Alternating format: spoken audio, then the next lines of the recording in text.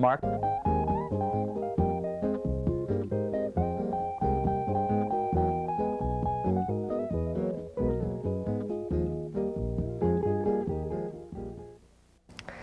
Hello, my name is Dilly MacFarlane. Welcome once again to the Alumni Special.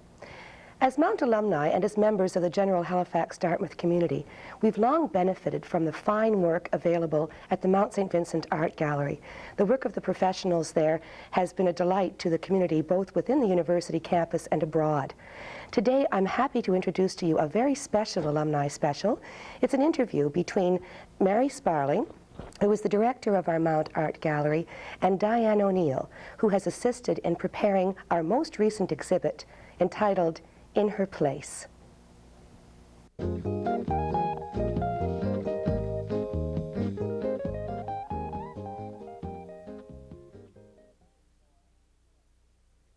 We have an exhibit in the downstairs gallery until October the 26th called In Her Place, Changing Images of Women in Western Society from the 17th to the 20th Century. The exhibition is the result of about a year's work, and it began with a request from one of our faculty, Kathy Rubinger, who teaches French here. She said, a lot of the students don't have an opportunity to see the variety of kinds of art making there have been over time. Why couldn't we have a bunch of reproductions and show them? I said, well, why have reproductions? Why don't we get the real thing? She said, good. I said, what kind of theme are we going to have with this? We can't just show changing styles, it should have a theme. We talked some more, and then we both agreed that it was a logical theme to have something to do with women in this university whose emphasis is on women. And having got that far, we thought of Diane O'Neil. Diane had been had worked with the Art Gallery of Nova Scotia on their exhibition, A Record for Time, which was about women and needlework. And so we called in Diane, and it was at that point that the whole thing took off. Diane, what was your reaction to this? Well, when you first asked for an exhibition that would trace the history of art using images of women from 1600 onwards, it seemed as though you were handing me three impossible things, because how could one put the history of art in one room? How could one capture the essence of each period? And then as I got further into the preparation of the exhibition, it seemed that capturing the essence of each stylistic period wasn't the main concern. It was more important to collect pieces, perhaps by less important artists whose work might be slightly more contrived, but where the elements that went into the making of each style would be more obvious to the viewer. So that let me approach the history of art angle, starting from 16... Well, and given the fact that we wouldn't have a lot of important work available to us. We couldn't hang Poussin, we couldn't hang Rubens. Yes. But if you have a Rubens in front of you, you may be overwhelmed by the grandeur of the work. You're not going to see how he put that work together. When you have a work by Girolamo da Ponte Bassano, which is not the most magnificent painting from the Baroque stage, from the 17th century, it's easier to see that he liked the use of a diagonal line, he liked a C curve, he liked to cut off figures by the frame. All of these elements were important to the Baroque artist, and it's easier to see that in a minor work by someone like Girolamo than it would be in a work by Rubens himself.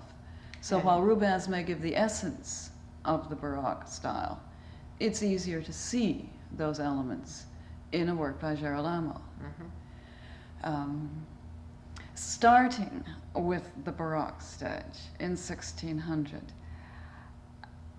was not the way one ever approached looking at art history, because it really is jumping into the middle.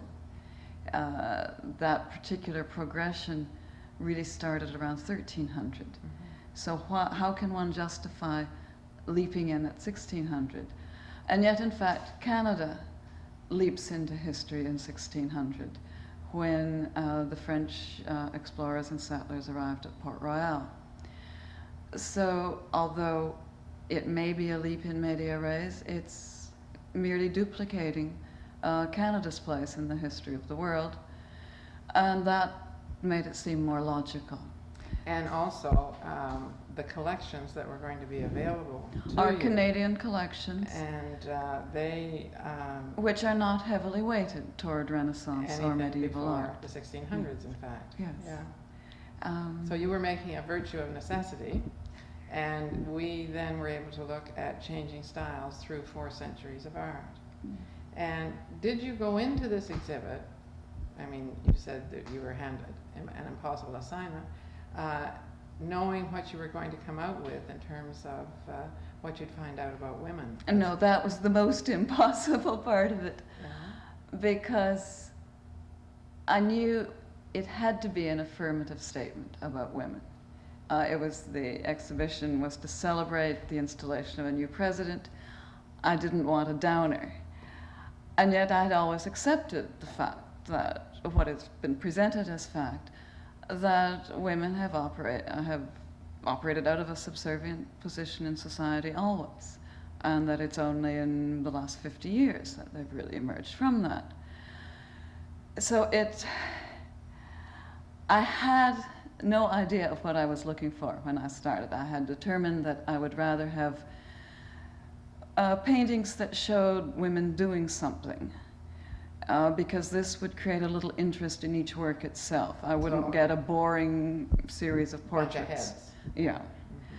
But having selected possible active paintings, I then thought, well, if I can find an example of the same activity going on in each different artistic style, it will make it easier for the viewer to perceive the artistic changes.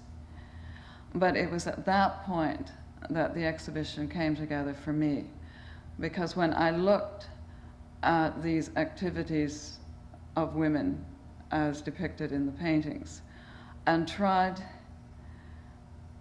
to look at what was happening in each painting as though I didn't know what was going on, as though it were a totally foreign culture in to other words, me. you were looking like an anthropologist, which in fact you are. Was my first training, yes. Yeah. And then I realized that although paintings from the 19th century meshed with the image of women that's usually presented to us, that the female roles are maternal, being the wife, being the mother, being the housekeeper. But when you move backwards in time, suddenly in the Baroque stage, women are doing the same things men are doing. It was this total equality of women and men together that leapt through the centuries. And there was my affirmative statement. And why do you think that we've always thought that women were subservient and not operating out of a sense of equality? Well, if you allow that I've had only 11 months to think about this, and it probably needs much more study. At the end of the 18th century, we have both the French Revolution and the Industrial Revolution, so that the social and economic basis of society was disrupted entirely. With the Industrial Revolution, there was a transfer of the basic economic unit of production out of the family into the factory crew. Prior to the Industrial Revolution, goods were made in the home situation, and the man and his wife and his children and his apprentices and his servants all worked together on the production of those goods. With the oncoming of the Industrial Revolution, they couldn't turn out enough in that home and home and home situation. They had to build vast mammoth factories. So you had the separation of There was a separation of man and woman. The man went off to the factory where he worked in a crew, an assembly line eventually when Ford got into the act. and the woman was left behind at home. So woman's place has, yes, always been in the home, but man's place was in the home prior to the Industrial Revolution too. Could we stop a bit and talk about the title of the show, In Her Place? Well, I knew that it was going to set up her place is in the home. Mm-hmm. Her place is barefoot, pregnant, and in the kitchen. Mm-hmm. Because we're so accustomed to hearing those phrases. But I chose it deliberately, hoping then to shock the viewer into the realization that maybe her place wasn't circumscribed by the home. But in fact, the Victorians had circumscribed it. Yes, and coupled with the Industrial Revolution was an advance in medicine. Populations increased, there were more people. There was a social concern on the part of the Victorians that everyone be educated. Universal public education became an ideal, and by the end of the century, almost a reality. So many, many more books were written to serve this new community and education. There just weren't physically enough books ready to use. They had to write their own books to serve as textbooks. And naturally they would write those books from their own biases, from their own attitudes. So they were writing history. They weren't consciously writing history, Mm-hmm. but my feeling now is that in fact they rewrote history, seeing woman always within the domestic maternal roles. You've talked about the Baroque, a period that began roughly around the 1600s with a style of art making that your introductory panels allow us to analyze along with you. You've then talked about the Rococo, which is, as I understand it, a slightly decadent falling away from equality, but they're still doing together, man and woman. Yes, the only basis of the equality seems to have become sex. Yes. That it's They're cherchez partying. l'amour. Yeah, Yes. They're partnering together. There was much more variation Mhm. in the Baroque and in earlier styles. And then you're talking about the realistic style, which seems to cover several different looks of making art. But Yes, it's I basically just was not able to locate truly neoclassic or truly romantic works. But we're not without But- those examples in the exhibition, because you have in fact used I've been able reproductions to good get effect. the reproductions on the introductory panels and in some of the print and watercolor work. There's a hint of what a finished neoclassic or romantic painting would have been. But then we come to the 20th century, and you call that fragmentation, that there is no one style and there is no one conclusion about woman's place. Are there any particular ones that you would like to comment upon? I mean, I can think of some. Well, when I first began looking at the available pieces, all those pictures with women in them, and there were about 500 or 600 available from the 6 institutions, I was somewhat shocked to perceive what I thought was quality of isolation surrounding women in 20th century paintings. Because this didn't seem an affirmative stance with which to enter the exhibition. I still think isolation is the strongest feature that emerges. Now, by tunneling in on women in this exhibition, by not looking at works whose focus is on men, perhaps the isolation is not limited to women. Perhaps works whose subject is a man in the 20th century would betray this same isolation, because in essence we are all cut off from each other by the general fragmentation of the 20th century. In terming it fragmentation, I was really just desperate to get a title I could put up on a panel. And it works Normally, very well. this period since the Impressionists isn't lumped under a single word. But I had to find a word, And fragmentation seemed to describe both what was happening in art and what was happening in the society that supports the art. And that led me to choose Rind by M.C. Escher as the focus piece in the advertisement for the exhibition, because there the image of the woman is fragmented. It's broken up into that ribbon that traces her face. And it also suggests that women are cut off from total participation in the world because of the inheritance of this domestic image from the 19th century. So that the woman can't fully step into an active role. Society only allows her to be half there.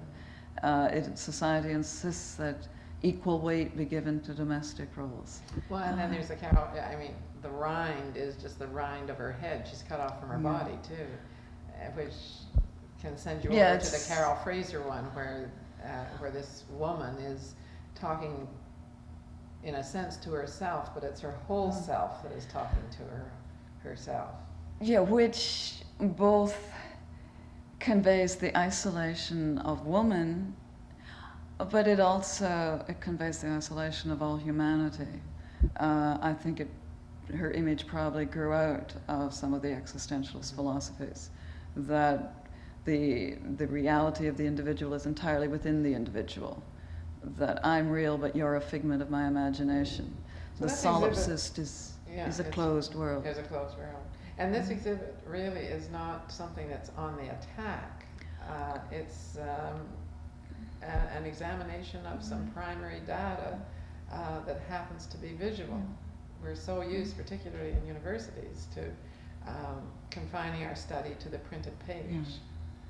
And what you've done is to extend But so often the printed page has been edited. Yes. These works, they've been touched up over the centuries, but they haven't been changed. So a painting is a primary historic document. Now, I may be wrong in looking at the Baroque paintings and seeing, I can see equality definitely in the activities that are portrayed. Now, I'm not going to see a painting of a lady plumber because there weren't paintings of men plumbers either. So I may be wrong to make the leap and say that equality within the world of painting connotes an equality in the outside world as well. But I can't think of any other explanation for it. Well, this is a relatively new study, the examination of the visual. And it's certainly been done in the medieval times, because there's a stunning book on the medieval craftswoman, and which shows the medieval woman as working side by side with her male partner, being a doctor, being an artist, being a farmer. And some of that, of course, we're able to touch on with the exhibition as part of the symposium too, that we're not restricted to the 4 centuries that we happen to have. Yeah, and that cheers me greatly, because it does extend the range into the wider history of art.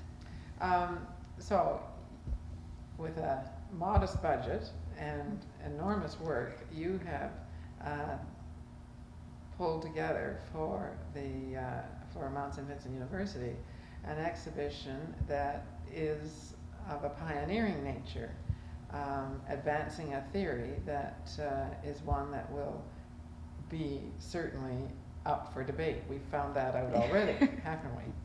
And yet, the other day you came into the gallery with a newspaper from Germany. Yes, even the future. Yes. An exhibit that's been mounted there within the last few months, where they look at the artist's image of women, but only over the last 2 centuries. They begin with works by Goya. They were supported by the Prado, by a dozen museums in Paris. In fact, 82 museums around the world. Yes, and a multi-million-dollar budget. Yes. So they've pulled together the images of women since the French Revolution, since 1800. And the image is the maternal, the mothering, the housekeeper. I just wish they had looked a little further back as well. Well, we're prepared to share the results of your findings with them, and we're looking forward to seeing what it is that they have discovered through this research, through the work itself. And it was interesting, too, in the description of that show, that the concern wasn't for finding the very finest work of art, but for finding the work of art that would best reveal how society was dictating attitudes to the artist who was creating the work. And it seems so similar what you have done and what has been achieved by the Kunsthalle in Hamburg in Germany. It's just the time to It's be just looking. the time to be looking at those at that kind of primary source. Would you say a little bit about two works from the Art Gallery of Ontario in the fragmentation period, the Challoner and the Burton? They're kind of a double whammy, aren't they? Yes. When I was first going through all the subject index cards at the AGO, because they have all their collection classified, I was working at a desk which sat underneath a painting by L.W. Campbell, which was very beautiful. It's all in greens and golds, and it's this magnificent salon, this living room, and the woman is sitting there, no more than just a part of this situation. And that the idea of woman as object immediately came to mind looking at that, because she's the beautiful woman in the midst of these beautiful objects. But it was a painting by an Englishman. Going through their cards and their files, I was led to a work by Frederick Sproston Challoner, which is a portrait of a woman with a little statuette of a Chinese goddess.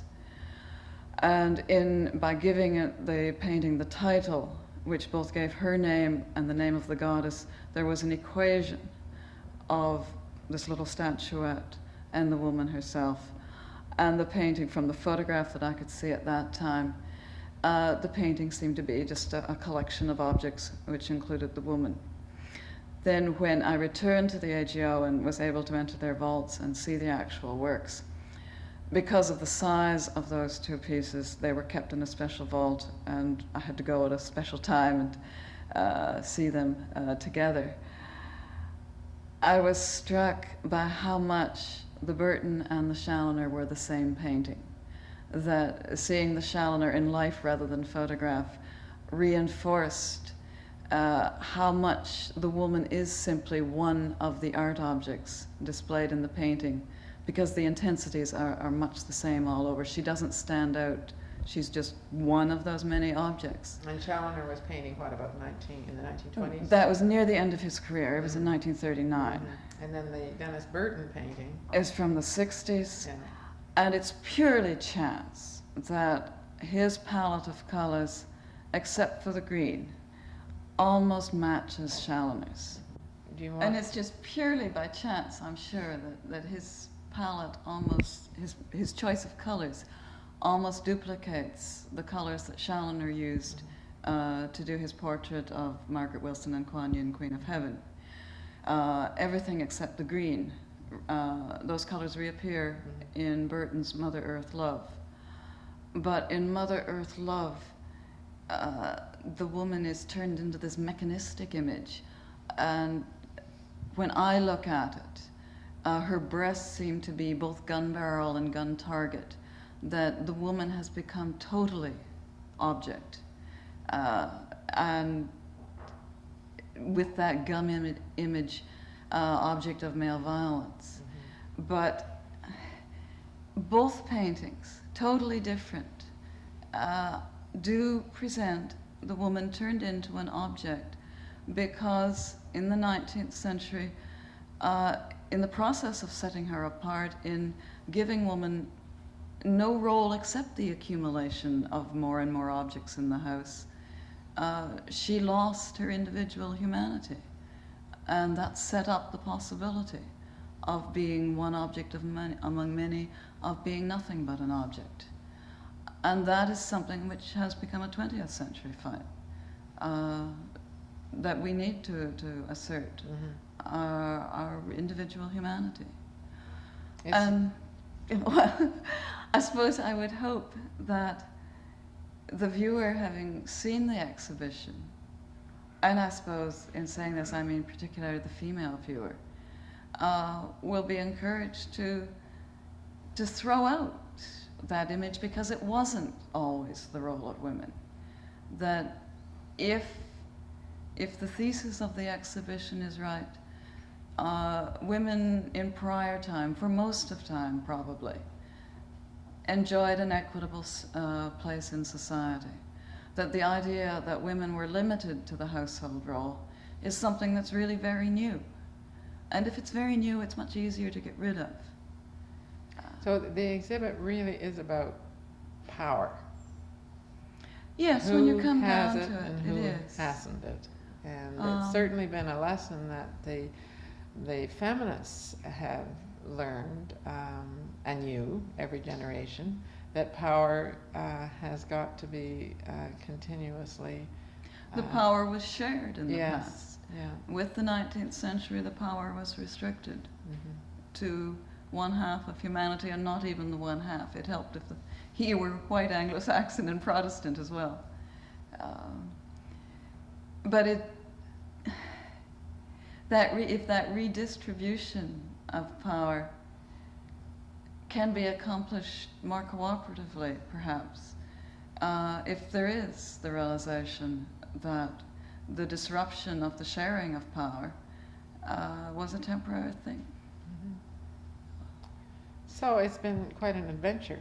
It certainly has. Thank you for asking me. And it's been an interesting venture in cooperation throughout, because the university has made it possible for us to publish the catalog through its being involved with the Women's Studies Journal, Atlantis.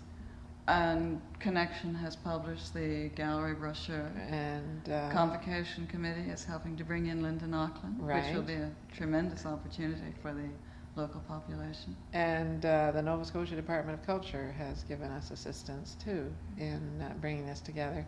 And we, of course, will have the opportunity to share it broadly across, certainly across Canada, through the catalog that Atlantis has published for us, because it's important that ideas like this are shared, even though the exhibition, and we certainly have been asked many times if the exhibition can travel to other institutions, but as you said, it came about very quickly and gave us no chance to see about whether it could travel to other places. So it's an idea, it's documented.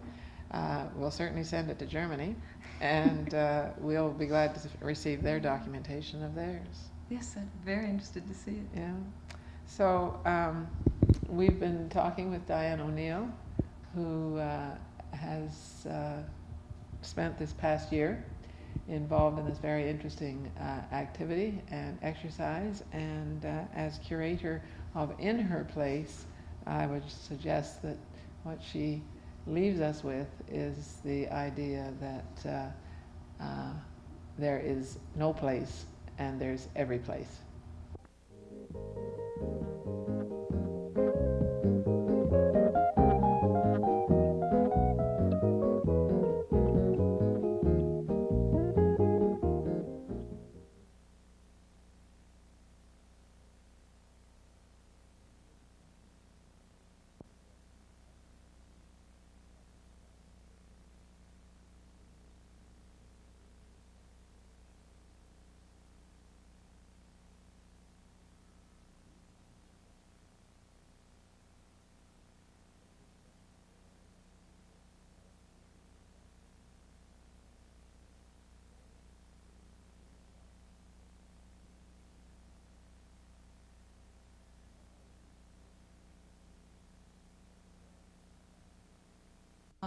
And somebody in the class today asked me.